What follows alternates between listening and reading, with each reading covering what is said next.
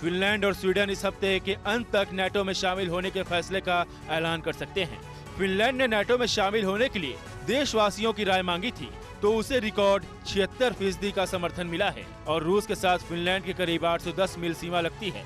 ऐसे में फिनलैंड का ये कदम रूस की टेंशन बढ़ाने वाला साबित हो सकता है, क्योंकि रूस पहले ही नाटो पर अपनी सीमाओं को घेरने का आरोप लगाता रहा है।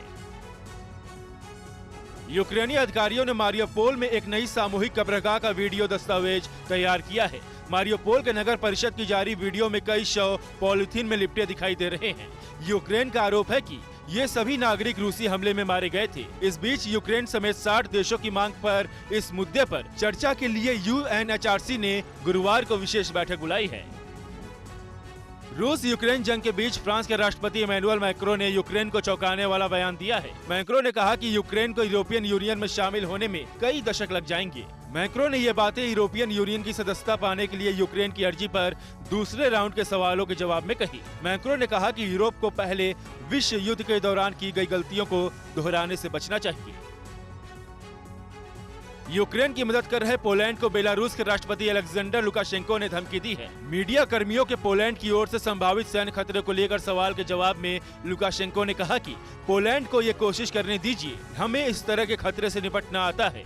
पोलैंड ने हाल ही में बेलारूस के लगी सीमा पर 50 किलोमीटर लंबी दीवार बनाई है, जबकि बेलारूस ने भी पोलैंड सीमा पर सैन्य तैनाती बढ़ाई है। UN महासचिव एंटोनियो गुटेरेस मोल्डोवा के दौरे पर पहुंचे हैं। यूक्रेन रूस के बीच जारी जंग की वजह से बेघर हो रहे लाखों शरणार्थियों को लेकर गुटेरेस ने कहा कि वो मोल्डोवा का शुक्रिया जताने आए हैं, जिसने लाखों यूक्रेनी शरणार्थियों के लिए अपने दरवाजे खोले हैं। उन्होंने जंग को लेकर चिंता जताते हुए कहा कि इसका असर पूरी दुनिया में पड़ रहा है। रूस के एक राजनेता ने दावा किया है कि यूक्रेन जंग में रूस का समर्थन करने वाला चीन पुतिन को एटमी हमला करने से रोक रहा है। पूर्व रूसी सांसद गेरेंडी गुडकोव का मानना है कि चीन को परमाणु युद्ध की बिल्कुल जरूरत नहीं है, इसलिए चीन अब रूस को इसको लेकर दबाव डाल रहा है।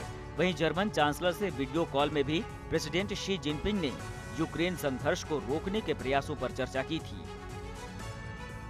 ब्रिटिश रक्षा मंत्री ने यूक्रेन पर जारी रशियन हमलों की तुलना वर्ल्ड वॉर 2 में किए जर्मन नाजियों के अत्याचारों से की है। रक्षा मंत्री बेन वॉलेस के मुताबिक पुतिन उसी फांसीवाद को दोहरा रहे हैं जो 70 साल पहले नाजियों ने किया था। ब्रिटिश रक्षा मंत्री ने कहा कि पुतिन वर्ल्ड वॉर 2 में नाजियों को हराने वाले रूसी सैनिकों का अपमान कर रहे हैं।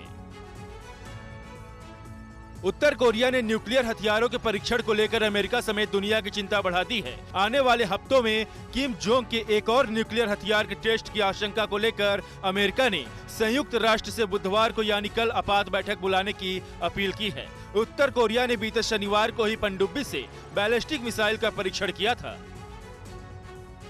ऑस्ट्रेलिया और सोलोमन द्वीप के नेताओं के बीच बातचीत के बाद चीन के अरमानों पर पानी फिरता दिख रहा है। ऑस्ट्रेलिया के प्रधानमंत्री स्कॉट मॉरिसन ने कहा कि अपने सहयोगियों के साथ ये सुनिश्चित करेंगे कि सोलोमन द्वीप पर चीन का कोई सैन्य अड्डा न बने। हाल ही में चीन ने सोलोमन द्वीप के साथ सैन्य समझौते किए थे, जिसके बाद अमेरिका और ऑस्ट्रेलिया चीन को यहाँ से भगाने के मिशन पर लग गए हैं। अड़ी सोमवार से शुक्रवार शाम 6 बजे सिर्फ TV9 भारतवर्ष पर।